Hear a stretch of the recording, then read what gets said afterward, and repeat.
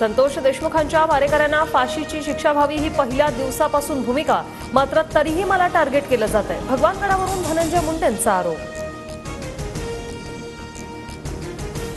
भगवानगड भक्कमपणे धनंजय मुंडेंच्या पाठीशी, धनंजय मुंडे गुन्हेगार नाही ते 100% सांगू शकतो, महंत नामदेव शास्त्रींकडून मुंडेंची पाठराखण। धनंजय मुंडेंची दुसरी बाजू नामदेव शास्त्रींना माहीत नसावी, धनंजय मुंडेंविरोधातील पुराव्यांची कागदपत्र मी महंत शास्त्रींपर्यंत पोहोचवणार, अंजली दमान यांची प्रतिक्रिया। हत्या करणाऱ्या आरोपींची मानसिकता का बिघडली हे मीडियाने दाखवलं नाही, देशमुखांना झालेल्या मारहाणीची दखल घेतली तशी आरोपींना झालेली मारहाण ही देखील दखल घेण्यासारखी, महंत नामदेव शास्त्रींनी मीडियावरच खापर फोडलं। महंत नामदेव शास्त्रींचं वक्तव्य हे दुर्दैवी, खून केलेल्यांना सोडून द्या असं त्यांना म्हणायचंय का? आरोपींनी माणूस मारून टाकलाय त्याविषयी भावना नाहीत का? जरांगेंचा नामदेव शास्त्रींना सवाल।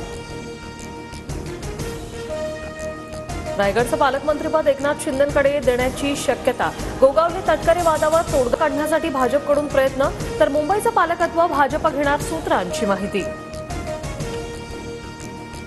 रायगड जिल्ह्याचं पालकमंत्रीपद सोडण्यास राष्ट्रवादी अनुकूल नाही, मुंबई महानगर क्षेत्रात एकतरी पालकत्व असण्याची राष्ट्रवादीची भूमिका, रायगडचं पालकमंत्रीपद कायम ठेवण्याची आग्रही मागणी।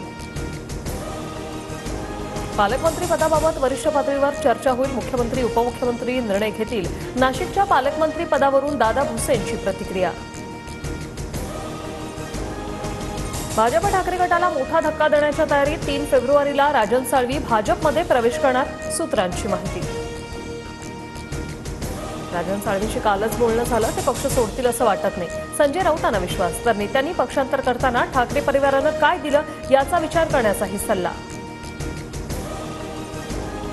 शिंदेंच्या शिवसेनेचं पडद्यामागून ऑपरेशन टायगर, ठाकरे गट आणि काँग्रेसचे काही नेते शिंदेंच्या संपर्कात, रवींद्र धंगेकर, महादेव बाबर, रमाकांत म्हात्रे शिवसेनेत जाण्याची शक्यता। ईव्हीएमलाही शाही स्नान घडवून पापमुक्त करावं, घोटाळा करून निवडून येणारे कुंभमेळ्यात गंगा स्नान करतात, सामनातून भाजपवर सडकून टीका। नरहरी झिरवळांची कार्यकर्त्यांसह मंत्रालयात घुसखोरी, पोलिसांच्या आक्षेपानंतर मंत्र्यांची दादागिरी, सामनातून आरोप, तर सामनाची बातमी म्हणजे खोडसाळपणा, झिरवळांनी दावा फेटाळला। राज ठाकरे आणि एकनाथ शिंदे आज एकाच मंचावर येणार, प्रसाद पुरंदरेंच्या थिएटर अकॅडमीच्या भूमिपूजन सोहळ्याला एकत्र येणार, पुण्यातील मुकुंदनगर परिसरात दुपारी 4 वाजता या कार्यक्रमाचं आयोजन। अभिनेता सैफ अली खानवर हल्ला करणारा आणि अटकेत असलेला आरोपी एकच, अहवालातून समोर, अटकेतील आरोपी आणि हल्लेखोर वेगवेगळे असल्याच्या चर्चा होत्या। सोयाबीन खरेदीची मुदत 8 फेब्रुवारीपर्यंत वाढली, शेतकऱ्यांकडून समाधान व्यक्त, 4,892 रुपयांच्या हमीभावाने खरेदी होणार। राज्यात जीबीएस आजारामुळे 4था मृत्यू, पुण्यात 2, पिंपरी चिंचवडमध्ये 1, सोलापुरात एका मृत्यूची नोंद, रुग्णसंख्या 130 वर, तर 20 रुग्ण व्हेंटिलेटरवर असल्याची माहिती। मुंबई शहर जिल्ह्याच्या 690 कोटी रुपयांच्या आराखड्याला मंजुरी, मुंबईकरांना दर्जेदार आणि सुलभतेने आरोग्य सुविधा देण्याची सरकारची भूमिका, झिरो प्रिस्क्रिप्शन निर्णयाची तातडीने अंमलबजावणी करण्याच्या सूचना। महायुतीच्या मंत्र्यांच्या कामकाजाचं वेळापत्रक ठरलं, सर्व मंत्री सोमवार ते बुधवार मुंबईमध्येच राहणार, गुरुवार शुक्रवारी आपल्या विभागाच्या कामांचा आढावा घेणार, तर शनिवारी रविवारी मतदारसंघातील प्रश्न मार्गी लावणार, मुख्यमंत्री फडणवीसांचे आदेश।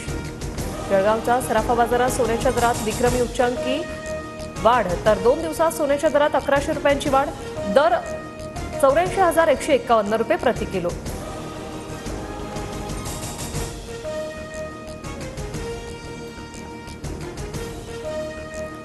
गरीब मध्यम वर्गावर लक्ष्मीची कृपा राहो, अर्थसंकल्पापूर्वी नरेंद्र मोदींकडून शुभ संकेत, इनोव्हेशन, इन्क्लुजन, इन्व्हेस्टमेंट देशाच्या आर्थिक गतीसाठी आधार राहील असं वक्तव्य।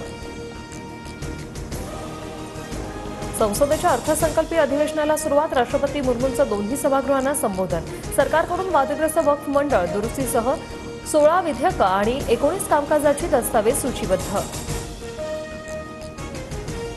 दारूच्या बाटल्यांवर कर्करोगाचा इशारा देणारे लेबल लावण्याची जनहित याचिका, मुंबई उच्च न्यायालयाने केंद्र सरकारला ठोस नियम तयार करण्याचे निर्देश देण्याची मागणी।